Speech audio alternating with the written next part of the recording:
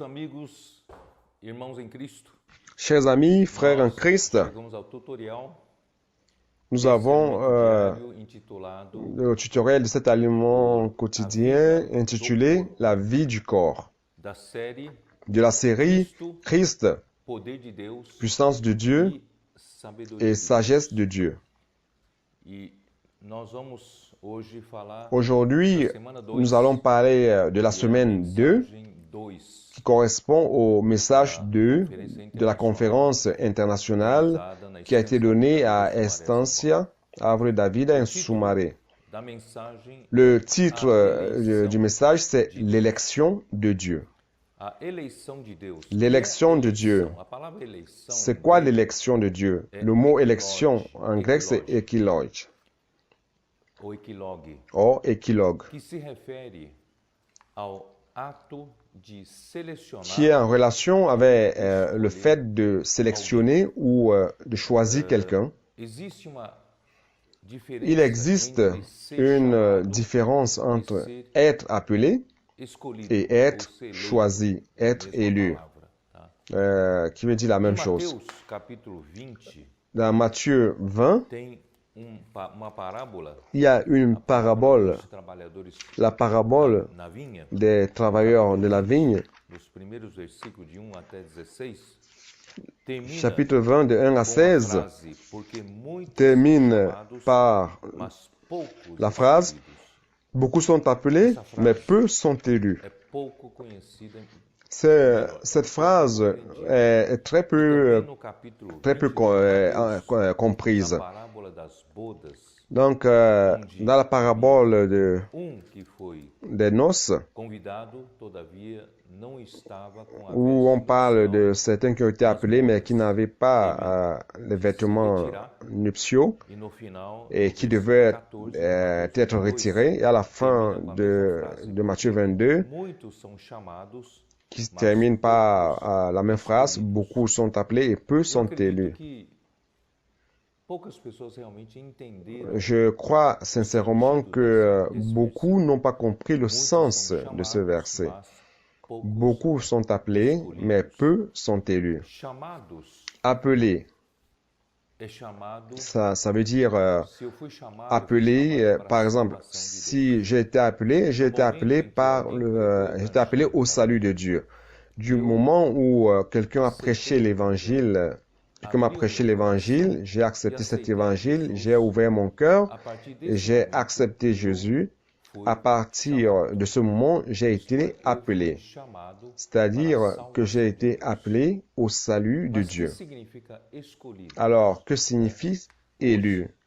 Escolhidos Les élus são os sont selecionados por les Deus. sélectionnés, ceux qui ont São été os sélectionnés eleitos por par Deus. Dieu. A palavra Donc, le mot escolher est choisir, é mais c'est passo en adiante fait un do pas chamado. de plus Você é escolhido après l'appel. para o galardão. Donc, vous para êtes receber o galardão. choisi, vous Então, êtes você élu pour recevoir tem le que cadeau. merecer esse galardão. Et vous devez mériter Portanto, ce cadeau, cette rétribution. A melhor explicação Alors, para la nós meilleure entendermos explication, afin que nous comprenions porque nós estamos em cela, país de futebol. comme nous sommes dans un pays de football, Milhares, il y a centenas des milliers, de centaines de joueurs de football aqui no Brasil. ici au Brésil. Talvez Et muitos deles peut-être que bons jogadores la e plupart excelentes d'eux jogadores. sont de très bons footballeurs, des excellents footballeurs. Na seleção brasileira, Mais cependant,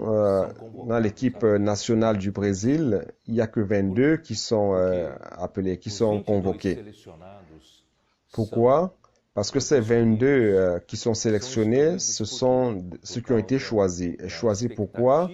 À cause de l'espérance qu'on attend à cause de ce qu'on attend de leur jeu dans l'équipe nationale.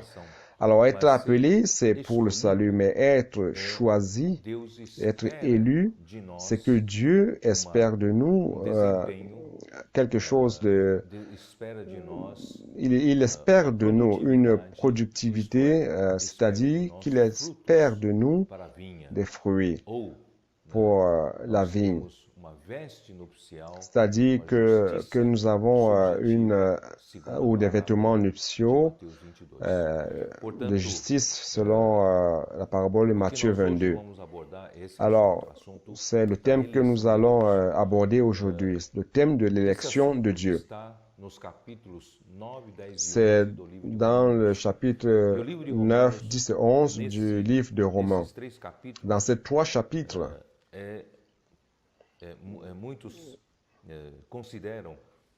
beaucoup les considèrent comme des paroles entre parenthèses, des paroles qui sont adressées aux Juifs par rapport à la préoccupation que Paul avait par rapport à ses compatriotes. Mais si nous laissons passer ces trois chapitres et croyons que nous n'avons rien à en tirer, parce que nous sommes des gentils qui ont été sauvés, des païens qui ont été sauvés, nous allons perdre beaucoup de choses. Alors, il est important que nous comprenions ce principe de l'élection de Dieu qui se trouve dans ces trois chapitres. Alors, dans Romains 9, les premiers versets nous montrent déjà que Paul avait une grande tristesse, une grande douleur dans le cœur par rapport à ses compatriotes, ses frères dans la chair. Pourquoi? Parce que le peuple d'Israël est un peuple spécial, car c'est un peuple choisi par Dieu.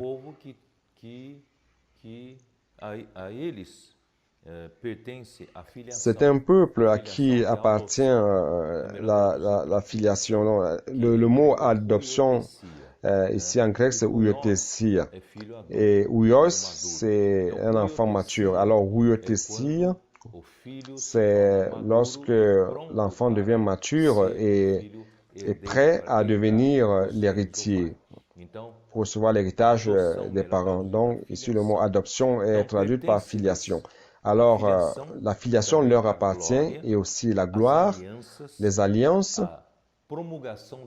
la promulgation de la loi de Moïse, le culte, c'est-à-dire le service dans le tabernacle et après dans le temple, et les promesses.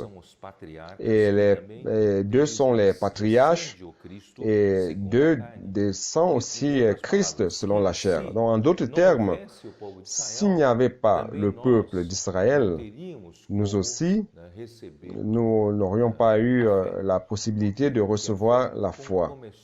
Pourquoi? Parce que la foi a commencé avec Abraham et Christ descend du peuple d'Israël. Donc, nous devons aimer ce peuple que Dieu aime. Cependant, ils ont perdu leur primauté. Pourquoi? Parce qu'ils ont rejeté Christ. Donc, lorsqu'il fallait comprendre que la justification de Dieu, c'est par la foi et non par les œuvres, c'était une pierre d'achoppement pour les Juifs et ils ont rejeté Christ. Ils ont perdu cette primauté. C'est pour cela que Paul était préoccupé et voudrait que certains d'entre eux puissent être sauvés pour qu'ils puissent aussi atteindre l'élection, la sélection de Dieu. Donc, c'était ça sa préoccupation. Donc, à partir du verset 6 du chapitre 9 de Romains, déjà, il commence à montrer que lorsque les jumeaux sont nés, quand Rebecca a conçu Isaac, et que les jumeaux n'étaient pas encore nés, car ils n'avaient pas encore pratiqué le bien et le mal par le corps. Tout cela pour que le propos de Dieu, le plan de Dieu, par rapport à l'élection ne soit pas fait par rapport à l'œuvre. Il a montré que le plus âgé sera le serviteur du plus jeune et que je rejette Ésaü parce que Ésaü, voilà. Donc avant qu'il soit né, Jacob était déjà choisi et il s'ennuyait d'Ésaü. Donc Dieu est un Dieu créateur, il est le propriétaire de tout cet univers, de tout. Il a le droit de choisir un et non l'autre. Alors verset 14 dit ceci, que dirons-nous donc? Est-ce qu'il y a une injustice de la part de Dieu? Et Paul dit, certes non, car il dit à Moïse, je ferai miséricorde à qui je ferai miséricorde et j'aurai compassion de qui j'aurai compassion. C'est-à-dire que Dieu a le droit d'avoir miséricorde de l'un ou de l'autre et donner à qui il veut.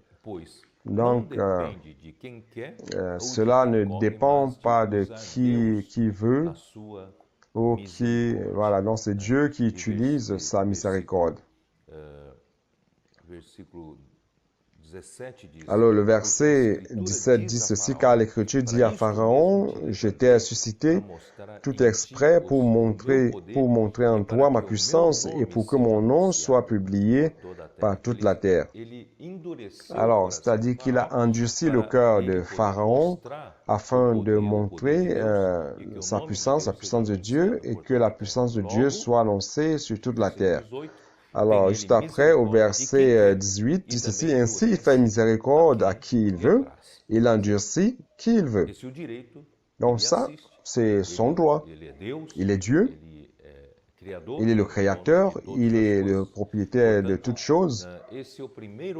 Alors, c'est le premier principe d'élection. Dieu a le droit de choisir un et non l'autre. Alors, il y a certains qui défendent la ligne doctrinale de ce que on ne dépend pas de l'homme, mais de Dieu, qui a son fondement justement dans la Bible. Et c'est cela que nous voulons montrer. Alors, le verset 19 dit ceci, tu me diras donc, qu'a-t-il encore à blâmer, car qui résiste à sa volonté? Toi, plutôt, qui es-tu pour discuter avec Dieu? Le vase modélé dira-t-il au modélateur, pourquoi m'as-tu fait ainsi?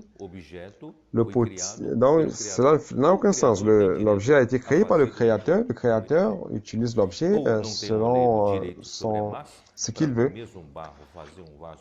Donc, le potier n'est-il pas maître de l'argile pour faire avec la même pâte un vase destiné à l'honneur et un vase destiné au mépris? Et si Dieu, voulant montrer sa colère et faire connaître sa puissance, a supporté avec une grande patience des vases de colère formés pour la perdition? Wow! Ici, nous voyons une chose.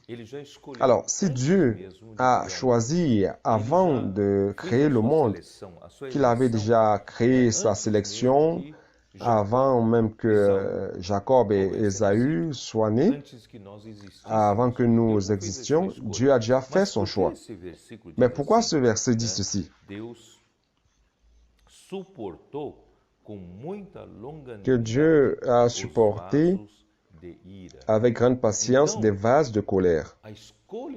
Alors, cela montre que le choix de Dieu depuis l'éternité passée a quelque chose à voir avec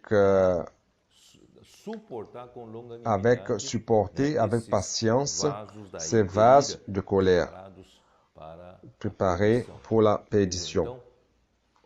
Donc cela veut dire ceci, wow. Donc d'un côté, Dieu choisit de la manière dont il veut, mais d'un autre côté aussi, il essaye avec patience de renverser cette situation de ces vases de colère.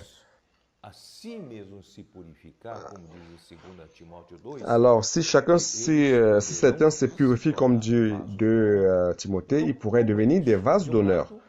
Alors, comment cela se fait-il? Donc, d'un côté, l'élection de Dieu dépend totalement de Dieu quand Dieu exerce sa miséricorde sur l'un ou l'autre, ou sa compassion sur l'un ou l'autre. Donc, ici, il dit,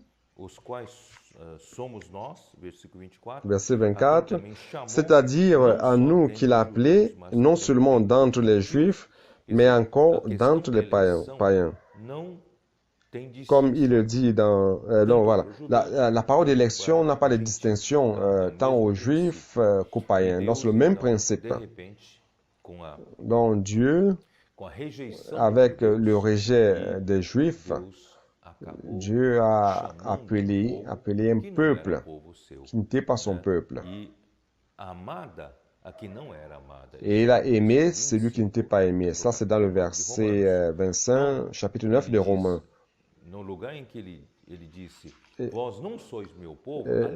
Lorsqu'il dit, et là même où l'on disait, vous n'êtes pas mon peuple, ils seront appelés fils de Dieu vivant. Nous n'avions rien à voir à Dieu, nous étions les païens, mais aujourd'hui nous sommes devenus des enfants de Dieu, nous sommes devenus des fils du Dieu vivant. Mais Dieu n'a pas abandonné les enfants d'Israël. Et ici il dit, quand le nombre des fils d'Israël serait comme le sable de la mer, un reste seulement sera sauvé. Car le Seigneur exécutera pleinement et promptement sa parole sur la terre. C'est-à-dire qu'il va accomplir sa parole, il va sauver un reste des Juifs. Et cela très brièvement, promptement. Donc, nous avons obtenu cela par la justification, par la foi. Et les Juifs qui cherchaient la loi de la justice dans la pratique, dans les œuvres de la loi, n'ont pas atteint cette justification.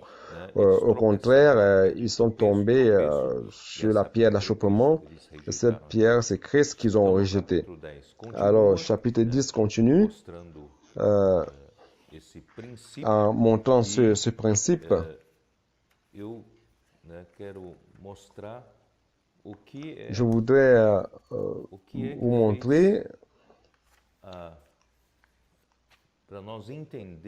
ce qui a été fait afin que nous comprenions qu'il existe un équilibre entre cet aspect, entre ce fait que Dieu a appelé. Ici, dans 1 Pierre, 1 Pierre commence ici, Pierre, apôtre de Jésus, Christ aux élus qui sont étrangers dans la dispersion au Pont, en Galatie, Cappadoce, en Asie et Bithynie, élus selon la préscience de Dieu le Père. C'est-à-dire que l'élection de Dieu, ici, selon la parole de Pierre, l'élection, c'est selon la préscience de Dieu, du Père. Donc ici, il existe un facteur, un nouveau facteur. Donc, d'un côté, l'élection paraissait dépendre totalement de l'exercice de la miséricorde de Dieu, du choix de Dieu avant la fondation du monde, avant que nous soyons nés, il a choisi et c'est fini. Mais non. Ici, d'un autre côté, il dit que l'élection, c'est selon la préconnaissance de Dieu le Père. Comment cela est-il possible? Donc Dieu est un Dieu éternel, il habite dans l'éternité et il n'est pas sujet, il n'est pas assujetti à l'espace et au temps. Et comme Dieu est éternel, il réussit à accéder au temps, au moment qu'il veut et quand il veut. Donc, par le fait d'être un Dieu éternel et qui vit dans l'éternité, il peut accéder au temps passé, au présent et à un autre temps du futur aussi. C'est-à-dire que pour lui, le temps est déjà exposé, le temps lui est exposé. Donc notre lendemain est connu par Dieu. Il a une préconnaissance, une préscience de toute notre vie, de toute cette terre et à tout moment. Alors, Dieu, d'un côté, il use de miséricorde de la manière dont il veut. Il fait miséricorde à qui il veut, il choisit qui il veut. Mais d'un autre côté, Dieu aussi est juste. Alors, il a accès au temps. alors il voit votre manière de vivre, votre cœur, votre recherche de la présence du Seigneur, votre productivité par rapport à ses œuvres, de votre implication par rapport à sa volonté pour pouvoir faire son économie, prospérer. Donc, il dépend de ces personnes-là pour fructifier, pour mener à bien sa volonté. Donc, pour nous, ceci c'est une voie d'issue. Donc, d'un côté, Dieu peut vous choisir, nous ne savons pas. Mais d'un autre côté, nous savons que Dieu, il prend connaissance de notre cœur. Il prend connaissance de nos actions. Pour cela, c'est pour cela qu'il nous jugera selon ce que nous ferons, ce que chacun fera de ce corps, à travers ce corps. Donc, le jugement de Dieu n'est pas seulement basé sur son élection, selon la miséricorde qu'il exerce à qui il veut, mais d'un autre côté aussi, il voit comment nous vivons ici sur terre, en préscience. Et aussi ceux qui ont été sélectionnés par l'entraîneur de l'équipe nationale du Brésil, et il espère une productivité. Et Dieu aussi, aujourd'hui, dépend de notre productivité, de notre production en termes de fruits dans cette vigne. Donc, pour cela, Dieu nous choisit. Alors, je voudrais lire rapidement avec vous l'évangile de Jean, chapitre 15, verset 16. Il dit ceci, 15, 16. Ce n'est pas vous qui m'avez choisi, mais moi je vous ai choisi et je vous ai établi afin que vous alliez et que vous portiez du fruit et que votre fruit demeure, pour que tout ce que vous demanderez au Père en mon nom, il vous le donne. Donc Dieu nous a choisis, il nous a sélectionnés, il nous a élus. Pourquoi? Afin que nous sortions d'ici, que notre fonction, c'est de produire des fruits, que nous allions et que nous produisions des fruits. Donc Dieu espère de celui-là qu'il a choisi, qu'il a élu, que celui-là produise des fruits. Nous devons produire des fruits au Seigneur et que notre fruit demeure. Alors, premièrement, pour donner des fruits, nous devons demeurer dans le Seigneur. Et sur verset 4, il dit, « Demeurez en moi, comme moi en vous. » De même que le sarment ne peut de lui-même porter du fruit s'il ne demeure sur le cep. De même, vous non plus, si vous ne demeurez en moi. Donc, ça veut dire que si nous voulons produire des fruits, nous devons demeurer dans le Seigneur, recevoir la sève sainte de la racine sainte qui est en Christ, et pour que nous puissions recevoir la vie divine, la nature divine, pour donner du fruit.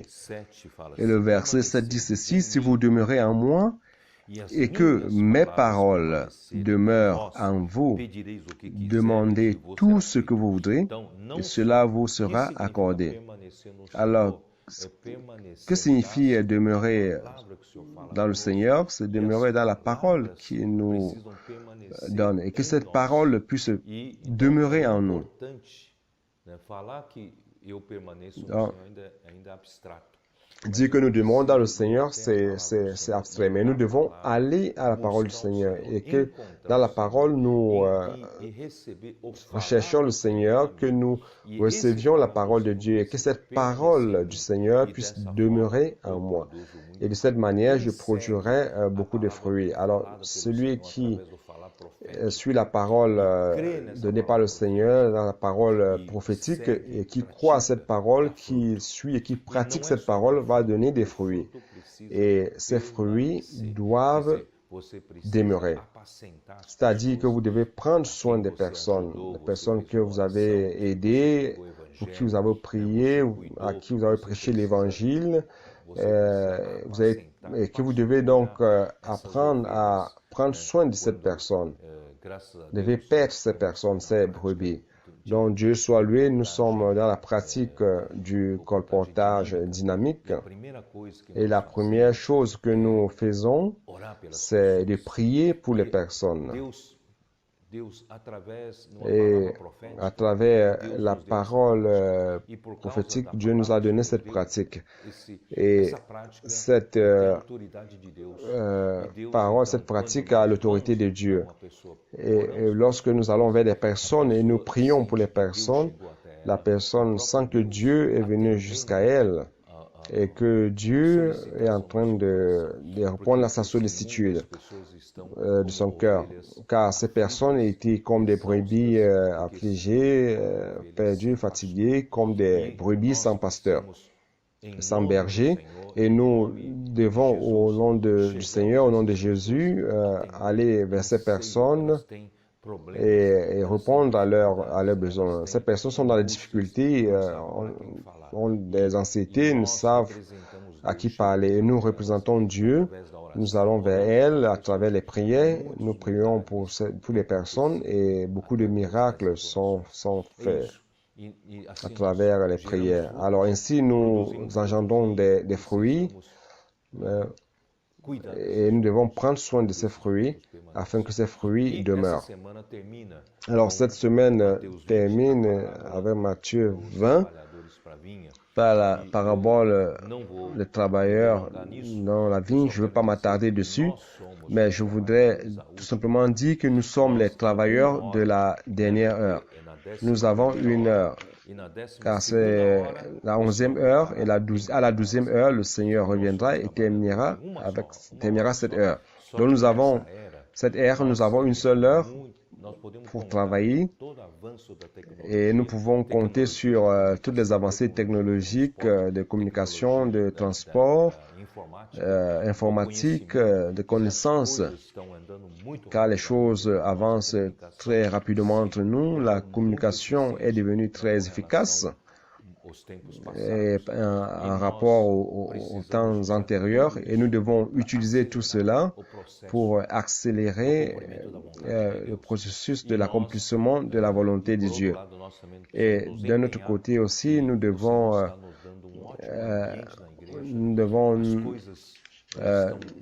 nous rendre compte que Dieu nous donne une vie d'église merveilleuse. Les gens s'impliquent davantage et les gens aiment davantage la parole de Dieu.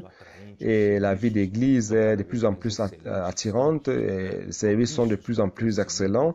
Et c'est un milieu propice pour la croissance, pour une augmentation en nombre. Et nous devons donc nous impliquer davantage afin que le Seigneur puisse terminer cette ère par l'accomplissement de son œuvre, de son plan. Et que comme dans Apocalypse 12, que le Seigneur puisse produire à travers la vie d'Église un groupe de vainqueurs collectifs. Et que nous puissions abandonner davantage les infantilités et croître dans les enfants matures. De l'autre côté aussi, nous devons prêcher l'Évangile de ville en ville, établir des églises dans les villes où il n'y a pas encore de vie d'église.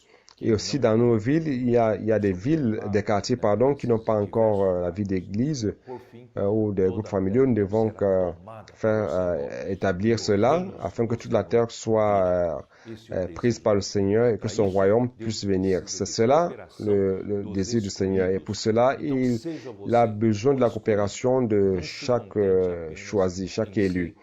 Donc ne soyez pas tout simplement, ne vous contentez pas d'être tout simplement des appelés, mais vous devez être des élus pour produire des fruits au Seigneur, pour coopérer avec le Seigneur, pour terminer cette ère et introduire la nouvelle ère.